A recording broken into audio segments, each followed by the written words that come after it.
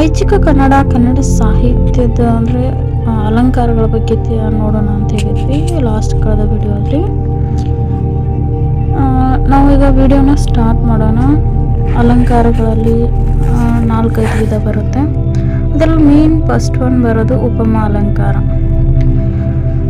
ಇದು ಉಪಮಾ ಅಲಂಕಾರ ಏನಂದ್ರೆ ಭರತ, ಭಾಮಹ, ದಂಡಿ, ವಾಮನ, ಮುಮ್ಮಟ ಮೊದಲಾದವರು ಉಪಮಾ ಅಲಂಕಾರದ ಬಗ್ಗೆ ವಿವರಿಸಿದ್ದಾರೆ.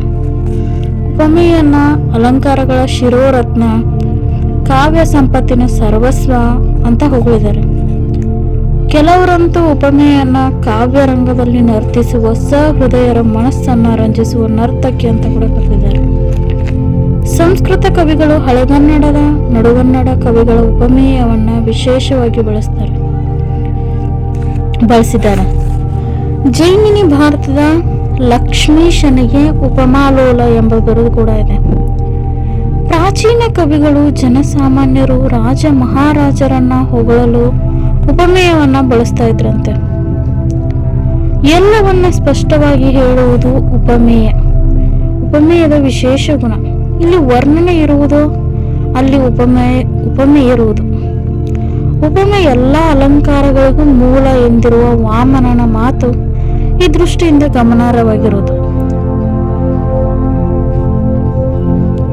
ಇನ್ನು ಇದರ ಲಕ್ಷಣ ನೋಡೋದಾದ್ರೆ, 2 ವಸ್ತುಗಳಲ್ಲಿರುವ ಸಾದೃಶ್ಯ ಸಂಪತ್ತನ್ನ ಹೇಳುವುದು ಉಪಮಾ ಅಲಂಕಾರ. ಸಾದೃಶ್ಯ ಸಂಪತ್ತು ಎಂದ್ರೆ ಸುಂದರವಾದ ಅರ್ಥಪೂರ್ಣವಾದ ಹೋಲಿಕೆ. ನರಿ ನಾಯಿ ಅಂತಿದೆ, ಕಾಗೆ ಕೋಗಿಲೆ ಅಂತಿದೆ ಎನ್ನುವಲ್ಲಿ ಹೋಲಿಕೆ ಇದ್ದರೂ ಸೌಂದರ್ಯವಿಲ್ಲ. ಹೋಲಿಕೆ ಅರ್ಥಪೂರ್ಣವಾಗಿದ್ದರೆ ಮಾತ್ರ ಸೌಂದರ್ಯ ತಾನಾಗಿಯೇ ಬರುತ್ತದೆ.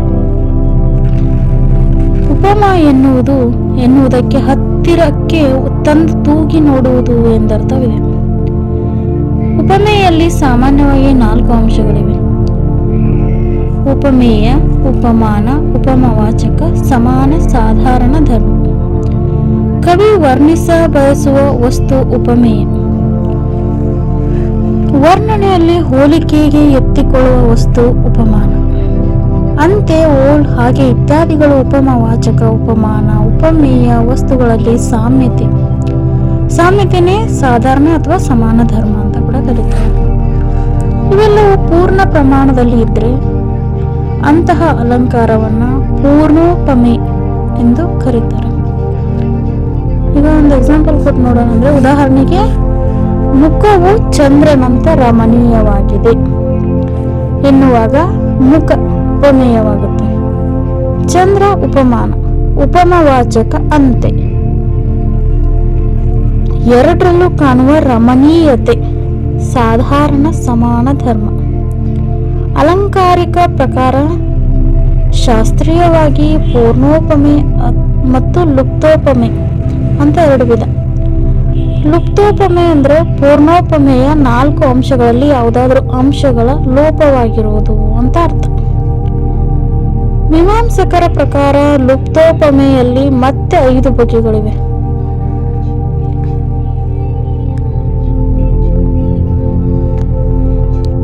ಉಪಮೆ ಒಂದು ಅಲಂಕಾರ, ಕವಿಯ ಅನುಭವ, ಸೌಂದರ್ಯವು ತಾಳುವ ಒಂದು ಉಕ್ತಿ, ವೈಚಿತ್ರ್ಯ.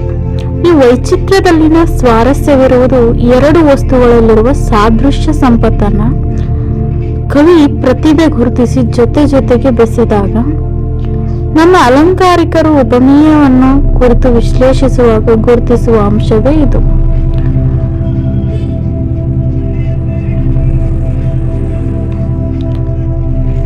ಇನ್ನು ದಂಡಿ ಹೇಳ್ತಾನೆ, ವಾಮನ, ರುದ್ರಟರು ಸಾದೃಶ್ಯದ ಬದಲು ಸಾಮ್ಯ ಎಂಬ ಮಾತನ್ನ, ಮುಮ್ಮಟನು ಸಾಧರ್ಮ್ಯ ಎಂಬ ಮಾತನ್ನ ಬಳಸ್ತಾರೆ. ಉಪಮಾ ಅಲಂಕಾರದಲ್ಲಿ 2 ವಸ್ತುಗಳ ನಡುವಿನ ಹೋಲಿಕೆ ಮುಖ್ಯ. ಹೋಲಿಕೆಗೆ ಎತ್ತಿಕೊಂಡ ವಸ್ತು ಅದೇ ಉಪಮೇಯ, ಹೋಲಿಸಲ್ಪಡುವ ವಸ್ತು ಅದೇ ಉಪಮಾನ, ಅಂತೆ, ಹಾಗೆ ಇತ್ಯಾದಿಗಳು. ಉಪಮವಾಚಕ, ಮುಖವು ಚಂದ್ರನಂತೆ ಕಾಂತಿಯುಕ್ತವಾಗಿದೆ ಎಂಬಲ್ಲಿ ಮುಖವು ಉಪಮೇಯ, ಚಂದ್ರ ಉಪಮಾನ. ಕಾಂತಿಯುಕ್ತವಾಗಿದೆ ಎಂಬುದು ಸಾದೃಶ್ಯ ಅಥವಾ ಸಾಧರ್ಮ್ಯವನ್ನ ಹೇಳುತ್ತೆ. ಇನ್ನು ನೆಕ್ಸ್ಟ್ ನಾವು ರೂಪಕ ಅಲಂಕಾರಕ್ಕೆ ಬರೋಣ. ಇದು 2ನೇ ವಿಧ. ರೂಪಕ ಅಲಂಕಾರದ ಮೊದಲ ಉಲ್ಲೇಖ ಭರತನಲ್ಲಿಯೇ ಬರುತ್ತದೆ. ಇದು ಕವಿಗಳಿಗೆ ಅತ್ಯಂತ ಪ್ರಿಯವಾದ ಅಲಂಕಾರ ಕಾವ್ಯವು ಹುಟ್ಟಿನಿಂದಲೇ ರೂಪಕಗಳನ್ನ ಸೃಷ್ಟಿಸುತ್ತಾ ಬಂದಿದೆ. ಕಾವ್ಯ ಭಾಷೆ, ರೂಪಕದ ಭಾಷೆ, ಪಾಶ್ಚಾತ್ಯರು ರೂಪಕದ ಕುರಿತು ವಿವೇಚಿಸಿದ್ದಾರೆ. ರೂಪಕದ ನಿರ್ಮಾಣ, ಕವಿ ಪ್ರತಿಭೆ, ಹೆಗ್ಗುರ್ತು ಅಂತ ಅರಿಸ್ಟಾಟಲ್ ಹೇಳಿದ್ದಾನೆ. ಹಳೆಗನ್ನಡ, ನಡುಗನ್ನಡ ಕವಿಗಳಲ್ಲದೆ ಹೊಸಗನ್ನಡ ಕವಿಗಳು ರೂಪಕವನ್ನ ಬಳಸಿದ್ದಾರೆ. ಕವಿ ಕುಮಾರವ್ಯಾಸನಿಗೆ ರೂಪಕ ಸಾಮ್ರಾಜ್ಯ ಚಕ್ರವರ್ತಿ ಎಂಬ ಬಿರುದಿದೆ. ಉಪಮ ಅಲಂಕಾರದಲ್ಲಿ ಉಪಮಲೋಲ ಅನ್ನುವಂತ ಒಂದು ಬಿರುದಿತ್ತು ಒಬ್ಬ ಕವಿಗೆ. ಸೊ ರೂಪಕ ಅಲಂಕಾರದಲ್ಲಿ ರೂಪಕ ಸಾಮ್ರಾಜ್ಯ ಚಕ್ರವರ್ತಿ ಅಂತ ಒಂದು ಬಿರುದಿದೆ.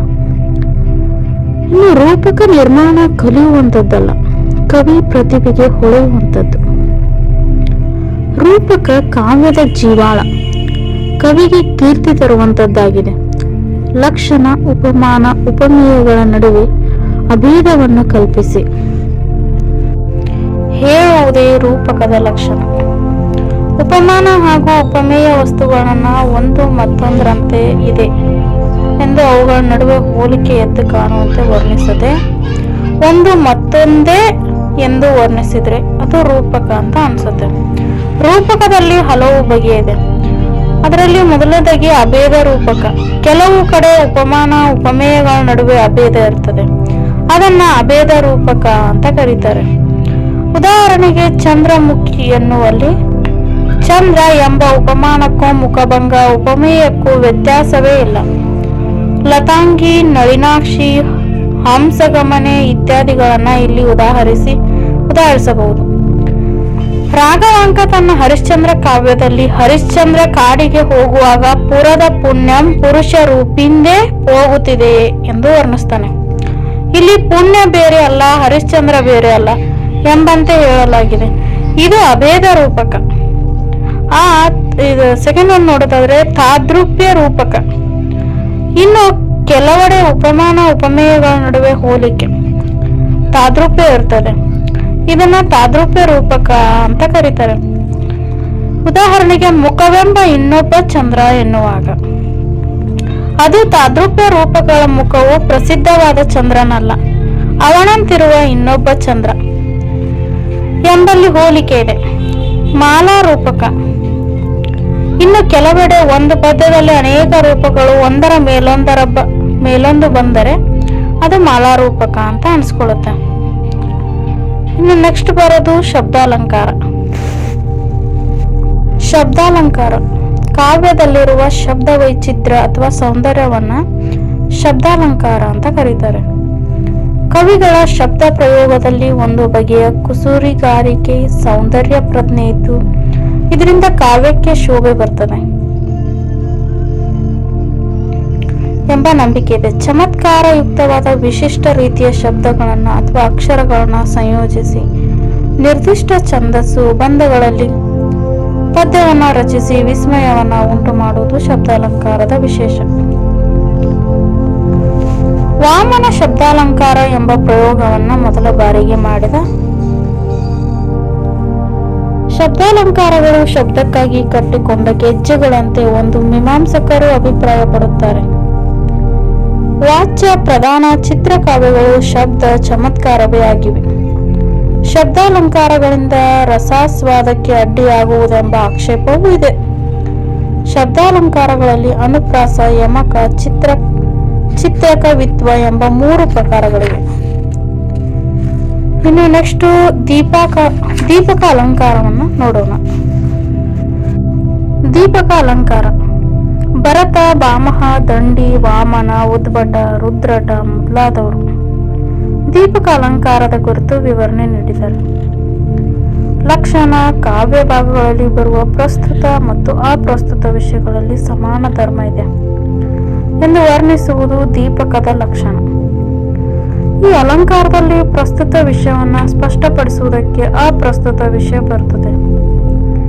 ಪ್ರಸ್ತುತ ಮತ್ತು ಅಪ್ರಸ್ತುತ ವಿಷಯ ಅಥವಾ ವಸ್ತುವಿನ ಗುಣಧರ್ಮ ಒಂದೇ ಆಗಿರುವುದು ಈ ಅಲಂಕಾರದ ವೈಶಿಷ್ಟ್ಯ. ದೀಪಕ ಹೆಸರೇ ಹೇಳುವಂತೆ ಬೆಳಗುವುದು. ಎನ್ನುವ ಅರ್ಥ ಈ ಶಬ್ದಕ್ಕಿದೆ. ಈ ಅಲಂಕಾರಕ್ಕೆ ಮೂಲ ದೀಪಕ ನ್ಯಾಯ ಎನ್ನುವ ಪರಿಕಲ್ಪನೆ.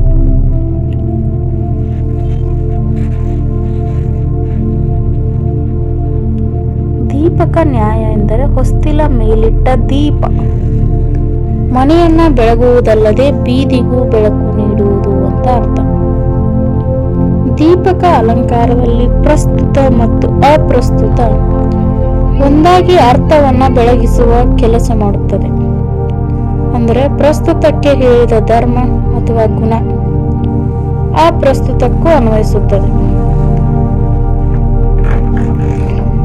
ಮನೆಗಾಗಿ ಹಚ್ಚಿದ ದೀಪ ಬೀದಿಗೂ ಬೆಳಕು ಕೊಡುವಂತೆ ಪ್ರಸ್ತುತಕ್ಕೆ ಹೇಳಿರುವುದು ಅಪ್ರಸ್ತುತಕ್ಕೆ ಅನ್ವಯಿಸುತ್ತದೆ. ಉದಾಹರಣೆಗೆ ಗಿಳಿವರಿ ಮೆರಿಯದ ನಂದನ್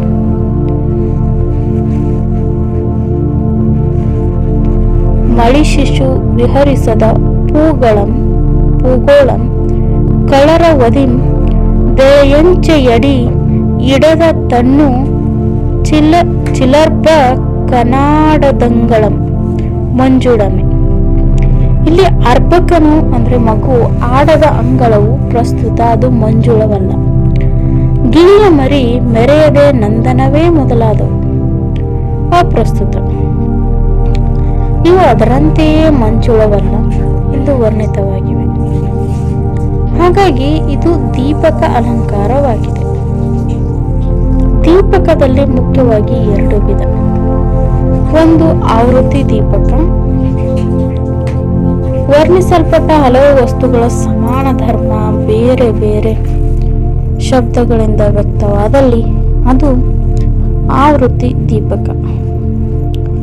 2ನೇದು ಕಾರಕ ದೀಪಕ, ಒಂದೇ ವಸ್ತುವಿಗೆ ಸಂಬಂಧಪಟ್ಟ ಹಲವು ಕ್ರಿಯೆಗಳು ಕಾಲಕ್ರಮವನ್ನು ಅನುಸರಿಸಿ ವರ್ಣಿತಾವಧಿಯಲ್ಲಿ ಅದು ಕಾರಕ ದೀಪಕ ಅಂತ ಅನಿಸ್ಕೊಳ್ಳುತ್ತೆ.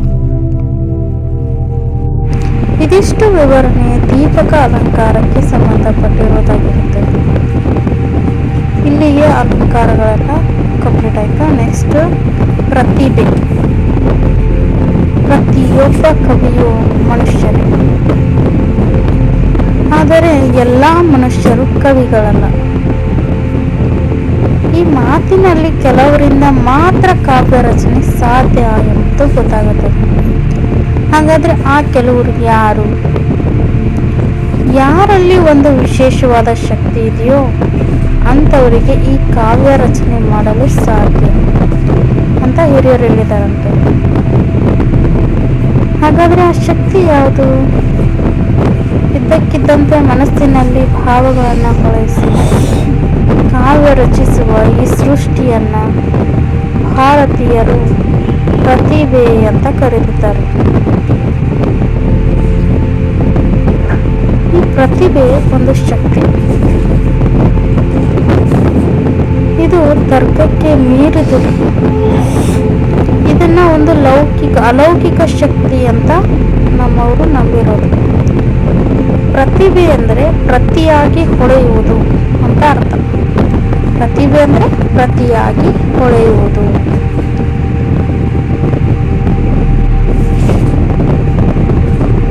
ಇದು ಕವಿಯ ಮನಸ್ಸಿನಲ್ಲಿನ ಭಾವವನ್ನು ಹೊಳೆಸುವ ಶಕ್ತಿ. ತಟ್ಟನೆ ಮನಸ್ಸಿನಲ್ಲಿ ಮಿಂಚುವ ಆಂತರಂಗಿಕ ಬೆಳಕು. ಈ ಪ್ರತಿಭೆ ನಮ್ಮ ಭಾರತೀಯ ಅಲಂಕಾರಿಕರ ದೃಷ್ಟಿಯಲ್ಲಿ ಪ್ರತಿಭೆ ಒಂದು ಅಪರೂಪದ ಶಕ್ತಿ. ಇದು ಬಹುಸೃಷ್ಟಿಯ ಸ್ವರೂಪ, ಜೊತೆಗೆ ವಾಗ್ದೇವಿಯ ಅನುಗ್ರಹ. ಈ ಶಕ್ತಿ ಎಲ್ರಿಗೂ ದೊರೆಯುವಂಥದ್ದಲ್ಲ, ಹುಟ್ಟಿನಿಂದಲೂ ಪಡೆಯುವಂಥದ್ದಲ್ಲ.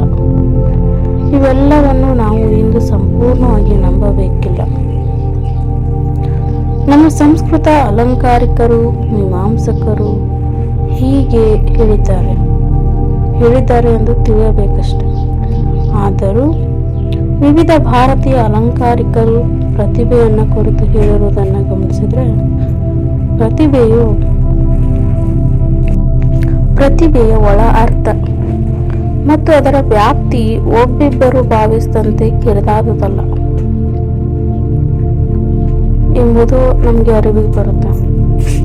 ಭಾಮಹ ಪ್ರತಿಭೆಯ ಬಗ್ಗೆ ನೇರವಾಗಿ ಹೇಳಿಲ್ಲವಾದರೂ ಕಾವ್ಯಂತೂ ಜಾಯಿತೆ ಜಾದು ಕಸೈಚಿತ್ ಪ್ರತಿಭಾನತಃ ಅಂತ ಹೇಳಿದ್ದಾನೆ.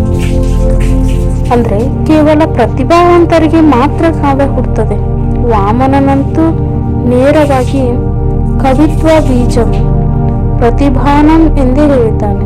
ಅಂದ್ರೆ ಕಾವ್ಯದ ಮೂಲವೇ ಪ್ರತಿಭೆ. ಭಾರತೀಯ ಅಲಂಕಾರಿಕರು ಈ ಮೂಲದ ಶಕ್ತಿಯನ್ನು ರಸಾವೇಶ ನಿಯಂತ್ರಿಸುತ್ತದೆ ಎಂದು ನಂಬಿ ಕಾವ್ಯ ಬರೆಯುವಾಗ ತಟ್ಟನೆ ಮಿನುಗುವುದೇ ಅಥವಾ ಹೊಳೆಯುವುದೇ ಕಾವ್ಯದ ಜೀವ ಅಂತಾರೆ. ಜಗನ್ನಾಥ ಪಂಡಿತನು ತಸ್ಯಚ್ಚ ಕಾರಣಂ ಕವಿ ಕೇವಲ ಪ್ರತಿಭಾ ಎನ್ನುತ್ತಾನೆ. ಅಂದರೆ ಬಹುಪಾಲು ಎಲ್ಲರೂ ಕಾವ್ಯ ನಿರ್ಮಾಣಕ್ಕೆ ಪ್ರತಿಭೆಯ ಮೂಲ ಕಾರಣ ಅಂತ ಹೇಳ್ತಾರೆ. ಕಾವ್ಯ ಅಲಂಕಾರವನ್ನು ಬರೆದ ರುದ್ರಟ, ಸಮಾನ್ವಿತ ಇವರೆಲ್ಲರ ಮನಸ್ಸಿನಲ್ಲಿ ಅನೇಕ ರೀತಿಯ ಅರ್ಥವು ಮತ್ತು ಅದನ್ನು ತಿಳಿಯಲು ಇಷ್ಟವಲ್ಲದ ಪದಗಳು ಯಾವುದರಿಂದ ಹೊಳೆಯುವೋ ಅದೇ ಕವಿಯ ವಿಶಿಷ್ಟವಾದ ಶಕ್ತಿ. ಈ ಶಕ್ತಿಯೇ ಪ್ರತಿಭೆ ಅಂತ ಹೇಳ್ತಾನೆ.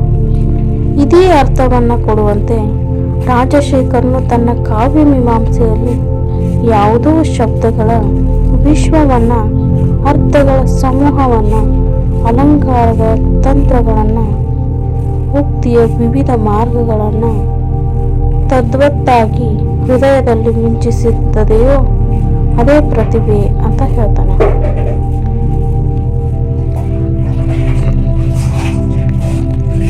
ಪ್ರತಿಭಾ ವ್ಯಾಪಾರವನ್ನು ಕುರಿತು ಈತ ಪ್ರಭಾವಶಾಲಿಯಾದ ಕವಿಯು ಮಿಂಚಿನಂತಹ ಪ್ರಭಾಶಕ್ತಿಯ ಬೆಳಕಿನಲ್ಲಿ ಪ್ರಪಂಚವನ್ನು ಕಾಣ್ತಾನೆ.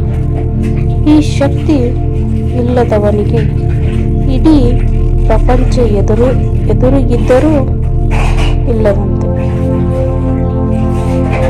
ಈ ಪ್ರತಿಭೆಯಿಂದಲೇ ಪ್ರಪಂಚವನ್ನು ಕಾಣುವ ಹೊಸ ಕಣ್ಣು ಕವಿಗೆ ಬರುತ್ತದೆ ಅಂತ ಹೇಳ್ತಾನೆ. ಕವಿಗಿರುವ ಈ ಮೂರನೇ ಕಣ್ಣು, ಈ ಕಣ್ಣು ತೆರೆದ್ರೆ ಹೊಸ ಸೃಷ್ಟಿ ಮೂಡ್ತದೆ. ಮಹಿಮಾ ಚಂದ್ರ ಹೇಳುವಂತೆ ಕವಿಯು ದಿವ್ಯ ಚಕ್ಷು ಪ್ರತಿಭೆ. ಕವಿಯ ಪಾಲಿಗೆ ಪ್ರತಿಭೆ ಹೊಸ ದೃಷ್ಟಿಯೂ ಹೌದು. ರಾಜಶೇಖರ ಮೊಟ್ಟ ಮೊದಲ ಬಾರಿಗೆ 2 ಬಗೆಯ ಪ್ರತಿಭಾ ಕಾರ್ಯಗಳನ್ನ ಗುರುತಿಸಿ ಹೆಸರಿಸಿದ್ದಾನೆ. ಕವಿ ತನ್ನ ಪ್ರತಿಭಾ ದೃಷ್ಟಿಯಿಂದ ಹೊಸ ಸೃಷ್ಟಿಯನ್ನ ಮೂಡಿಸ್ತಾನೆ. ಹೀಗೆ ಕಾವ್ಯ ಕಟ್ಟುವ ಕವಿಯ ಸೃಷ್ಟಿ ಪ್ರತಿಭೆಗೆ ಕಾರಯತ್ರಿ ಪ್ರತಿಭೆ ಅಂತ ಕರೀತಾರೆ.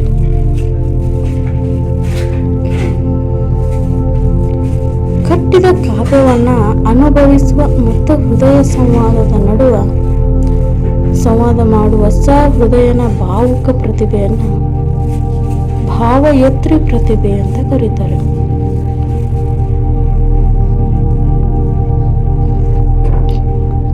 ಪ್ರತಿಭೆಯ ವಿಷಯದಲ್ಲಿ ಅಭಿನವ ಗುಪ್ತನು ಪ್ರತಿಭಾ ಅಪೂರ್ವ ವಸ್ತು, ನಿರ್ಮಾಣ ಕ್ಷಮಾಪ್ರಜ್ಞ ಅಂತ ಹೇಳ್ತಾನೆ. ಅಪೂರ್ವ ವಸ್ತು ನಿರ್ಮಿಸಬಲ್ಲ ಪ್ರಜ್ಞೆಯೇ ಪ್ರತಿಭೆ ಎನ್ನುವ ಈತ ಇಂಥ ಪ್ರಜ್ಞೆ ಅನುಮಾನ ಯೋಚನ ಸಿದ್ಧವಲ್ಲ, ಅನುಭವ ಸಿದ್ಧವಾಗುವುದು ಎಂದು ವಿವರಿಸ್ತಾನೆ. ಪ್ರತಿಭೆಯ ಬಗ್ಗೆ ಭಟ್ಟ ತೌತನು ಪ್ರಜ್ಞಾ ನವನ ಉಲ್ಲೇಶ ಶಾಲಿನಿ ಪ್ರತಿಭಾ ಮತಃ ಎಂದರೆ ಹೊಸ ಭಾವಗಳನ್ನು ಹೊಸದಾಗಿ ಹೊಳೆಯಿಸುವ, ಉಕ್ಕಿಸುವ ಮತ್ತು ಕಾಣುವ ಪ್ರಜ್ಞೆಯೇ ಪ್ರತಿಭೆ ಅಂತ ಕರೀತಾರೆ. ಪ್ರತಿಭೆ ಅಂತ ಕರೆದಿದ್ದಾನೆ. ಲೋಕದಲ್ಲಿ ನಿರಂತರವಾಗಿ ಪ್ರತಿದಿನವೂ ಪ್ರತಿ ಸಲವೂ ಕಾಣುವ ಅತಿ ಸಾಮಾನ್ಯ ವಸ್ತುಗಳೇ, ಆದರೆ ಅವುಗಳಿಗೆ ಪ್ರತಿಭಾ ಸ್ಪರ್ಶವಾದಾಗ ವಿಶಿಷ್ಟ ರೀತಿಯಲ್ಲಿ ಗೋಚರವಾಗುತ್ತವೆ. ವಿಶಿಷ್ಟ ರೀತಿಯಲ್ಲಿ ಚಿತ್ರಿತವಾಗ್ತವೆ. ಅವುಗಳನ್ನ ಕಾವ್ಯ, ಕವನ, ಪದ್ಯ, ಗದ್ಯ ಇತರ ವಿವಿಧ ಹೆಸರುಗಳಲ್ಲಿ ಕರೆಯಲ್ಪಡುತ್ತವೆ. ಈ ಒಂದು ಕಾವ್ಯದ ಸೃಷ್ಟಿ ಹೇಗೆ ಅನ್ನೋದ್ರ ಬಗ್ಗೆ ಇಲ್ಲಿ ಕವಿಗಳು ತಿಳಿಸಿದ್ದಾರೆ. ನಾವು ನೆಕ್ಸ್ಟ್ ಕ್ಲಾಸಲ್ಲಿ ಮತ್ತೆ ಇನ್ನೊಂದು ಸಾಹಿತ್ಯದ ಬಗ್ಗೆ